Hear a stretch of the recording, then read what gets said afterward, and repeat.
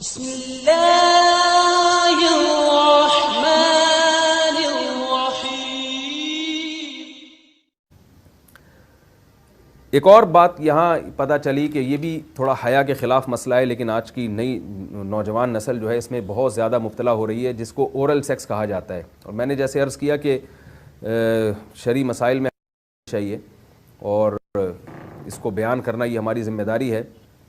تو یہ چیز بھی انگریزی فلموں سے اور فحش فلموں سے ہماری نئی نسل میں بہت تیزی سے سرایت کر رہی ہے، اور لوگ اس بارے میں علماء سے بہت زیادہ مسائل پوچھتے ہیں، خواتین بھی پوچھتی ہیں جو اس میں مبتلا ہیں۔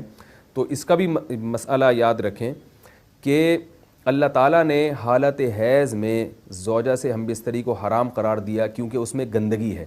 باپ دیکھیں کہ وہ گندگی اس درجے کی نہیں ہے جتنی اورل سیکس میں گندگی ہوتی ہے۔ اگر اس میں ڈسچارج ہو جائے بندہ، انسان جو ہم بستری کرنے والا ہے زوجہ سے، وہ منہ میں ڈسچارج ہو جائے، تو آپ سوچیں کہ اللہ تعالیٰ شرمگاہ کو گندگی سے بچا رہے ہیں، جس کی وجہ سے حیض کی حالت میں ہم بستری کو حرام قرار دیا۔ تو منہ جس سے انسان کھانا کھاتا ہے، جس سے کلمہ پڑھتا ہے، اور جو انسان کے جسم میں سب سے اشرف عضو ہے، سب سے زیادہ معزز اور مکرم عضو ہے، اس میں ایسی گندگی کو ڈالنا کہاں سے جائز ہو سکتا ہے، کہاں سے حلال ہو سکتا ہے؟ تو آج بعض متجدد قسم کے لوگ جو ہے نا اس کو حلال قرار دے رہے ہیں، تو یہ بالکل غلط ہے۔ تو یہ بات خوب ذہن میں رکھیں کہ اورل سیکس کے ذریعے اپنی خواہش کو پورا کرنا اس طور پر کہ ڈسچارج ہو جائے انسان عورت کے منہ میں، بیوی کے منہ میں، تو یہ بالکل حرام ہے، بالکل ناجائز ہے، کیونکہ منی ایک غلیظ اور ناپاک اور گندگی ہے اور ناپاک اور نجس چیز ہے۔ بعض حضرات یہ کہتے ہیں کہ منی پاک ہے، مگر یاد رکھیں منی کے پاک ہونے کے دلائل مضبوط نہیں ہیں، منی کے ناپاک ہونے کے دلائل بہت مضبوط ہیں۔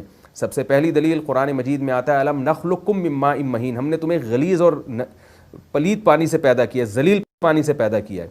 تو اس میں بھی اشارہ ہے کہ منی ناپاک چیز ہے۔ دوسری بات یہ کہ حدیث میں آتا ہے کہ کنت افرق المنی من ثوب رسول اللہ صلی اللہ علیہ وسلم ثم یصلی فیہ۔ حضرت عائشہ رضی اللہ تعالیٰ عنہ فرماتی ہیں کہ رسول اللہ صلی اللہ علیہ وسلم کے کپڑوں پر اگر منی لگی ہوتی تھی، صحیح بخاری کی حدیث ہے، میں اس کو کھرچ کے صاف کرتی تھی، پھر آپ صلی اللہ علیہ وسلم اس میں نماز پڑھا کرتے تھے۔ اب بعض حضرات نے یہاں سے استدلال کیا ہے کہ منی اگر ناپاک ہوتی تو حضرت عائشہ اس کو دھوتی، کھرچ کے صاف کرنا اس کی علامت ہے کہ منی پاک ہے، لیکن یہ بات غلط ہے۔ اگر منی پاک ہوتی تو حضرت عائشہ کو کھرچنے کی ضرورت نہیں تھی۔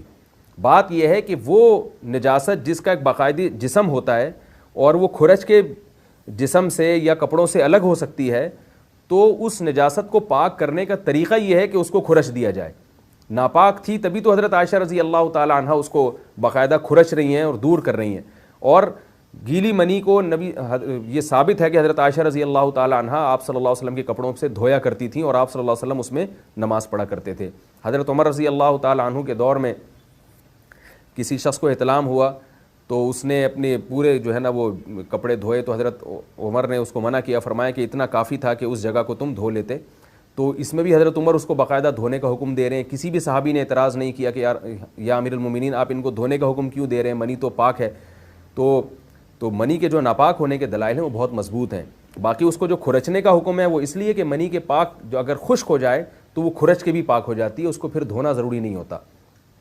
اس کی مثال ایسے جیسے حدیث میں آتا ہے، صحابہ کرام فرماتے ہیں کہ ہمارے تلواروں میں دشمن کا خون لگا ہوتا تھا تو ہم اس کو زمین پہ اچھی طرح رگڑ کے اسی کو لٹکا کے نماز پڑھتے تھے۔ تو دیکھیں خون بھی ایسی چیز ہے کہ جو سوکھنے کے بعد اس کی ایک پاپڑی سی جم جاتی ہے، تو حالانکہ خون کو بھی ناپاک مانا جاتا ہے، جمہور علماء کے ہاں خون ناپاک چیز ہے، لیکن صحابی کیا کر رہے ہیں، اس کو رگڑ کے زمین پہ اور جو اس کو اچھی طرح رگڑ کے جب اس کا اثر زائل ہو گیا تو اسی کو لٹکا کے نماز پڑھ رہے ہیں۔ تو جیسے خون ناپاک ہونے کے باوجود رگڑنے سے پاک ہو جاتا ہے اگر کسی ایسی چیز پہ لگا ہو جو لوہے یا ایسی سخت چیز پہ، تو ایسے ہی منی اگر کپڑوں پہ لگی ہو، خشک ہو جائے تو اس کو اچھی طرح جب کھرچ دیا جائے تو وہ پاک ہو جاتی ہے۔ لیکن اس سے یہ ثابت نہیں ہوتا کہ منی پہلے سے ہی پاک ہے۔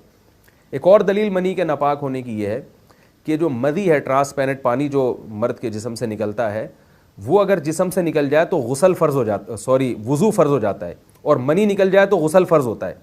اب یہ کیسی بات ہے کہ مدی کے نکلنے سے جس سے وضو فرض ہو رہا ہے وہ تو ناپاک ہے، اور منی نکلنے سے جب غسل فرض ہو رہا ہے بڑی والی طہارت، اس کو ہم پاک قرار دیں۔ تو اس لیے امام ابو حنیفہ رحمہ اللہ تعالیٰ کا مذہب منی کے بارے میں کہ یہ نجاست غلیظہ ہے، اور امام مالک کا بھی یہی مذہب ہے، یہ مذہب بہت دلائل کے لحاظ سے قوی ہے۔ تو اس لیے عورت کے منہ میں ڈسچارج ہونا یہ بالکل حرام ہے، ناجائز ہے، گندگی ہے، اسلام میں اس کی قطعاً اجازت نہیں ہے۔